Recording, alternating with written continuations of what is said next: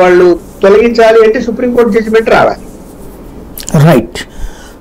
రామ్ కుమార్ గారు, మీ కూటమికి సంబంధించినటువంటి హామీనా ఇది, తెలుగుదేశం హామీనా? ఏ హామీ అండి? ముస్లిం రిజర్వేషన్ కొనసాగిస్తామనేది తెలుగుదేశం ఇస్తున్న హామీ. ఇప్పుడు భారతీయ జనతా పార్టీ వైపు నుంచి అయితే మతపరమైన రిజర్వేషన్స్ అనేవి అది అయ్యే పని కాదు, దానికి అది అవ్వదనే చెప్తున్నారు అండి చాలా క్లియర్ గా.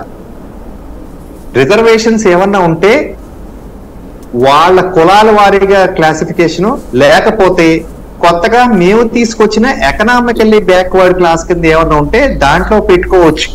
అంతేకాని మతపరంగా అయితే రిజర్వేషన్స్ వీలు పడదు. దట్ ఈస్ వెరీ క్లియర్ అండి భారతీయ జనతా పార్టీ స్టాండ్. కానీ వాళ్ళ మా వైపు నుంచి దానిపైన మా కామెంట్స్. అంటే ఇక్కడ పాయింట్ ఏంటంటే అది కరెక్టే మీరు చెప్తున్నది. ఇప్పుడు మీతో పొత్తులో ఉన్నటువంటి తెలుగుదేశం సపరేట్ మేనిఫెస్టో రిలీజ్ చేసింది. అందులో ముస్లిం రిజర్వేషన్ కొనసాగిస్తాం, 4% రిజర్వేషన్ అంది.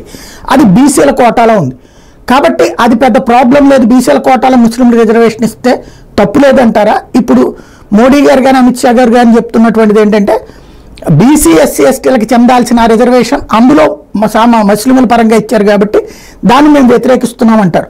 ఇప్పుడు మీరు వాళ్ళతో పొత్తులో ఉన్నారు, పొత్తులో ఉన్నటువంటి పార్టీనేమో ఆ బీసీల్లో ఈ కింద ఉన్నటువంటి దాన్ని కొనసాగిస్తామని చెప్తోంది. ఎలా?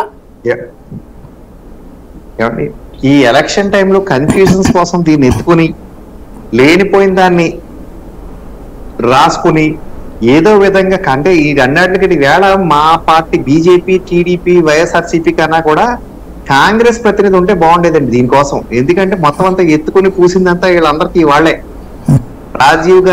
రాహుల్ గాంధీ గారు ఎక్కడ దాకా వెళ్ళిపోయారంటే రాజ్యాంగ సవరణ చేసేసి 50% కూడా దాటించేసి దాంట్లో పెడతాననే దాకా వెళ్ళిపోయారండి May 7th నాడు. ఇవన్నీ పాసిబుల్ అవన్న విషయాలు.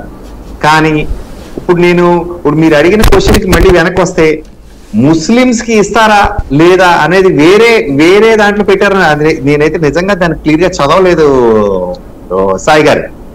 కానీ రాజ్యాంగ పరంగా ముస్లిమ్స్ అనే మతాన్ని యాడ్ చేస్తే మాత్రం దాన్ని అయితే బీజేపీ యాక్సెప్ట్ చేస్తుందని నేను అనుకోవట్లేదండి. అంటే ఇక్కడ రాజ్యాంగ ప్రకారం ఎవరు యాడ్ చేయలేడు, కేంద్ర ప్రభుత్వం యాడ్ చేయాలి. కేంద్ర ప్రభుత్వం అట్లుంది కాబట్టి దానికి లేదండి. అంటే చాలా క్లియర్ గా లేదు. కానీ ఇవాళ ఎందుకు తెర మీదకి వచ్చిందంటే ఈవెన్ ఆంధ్రాకు వచ్చినటువంటి రాజ్నాథ్ సింగ్ గారు కూడా రైజ్ చేసింది అదే. ఆంధ్రాను ఒక ప్రయోగశాలగా మార్చారు ముస్లిం రిజర్వేషన్స్ కి, దీన్ని వ్యతిరేకిస్తున్నామని. ఇక్కడ ఉన్నది ఆల్రెడీ ఉన్నదాన్ని కొనసాగించడానికి అభ్యంతరం లేదు, కొత్తగా వచ్చేదాన్ని రానియబోమంటారా లేకపోతే అసలు ఆ విధానాన్ని వ్యతిరేకిస్తామంటారా? ఎందుకంటే ఇప్పుడు జగన్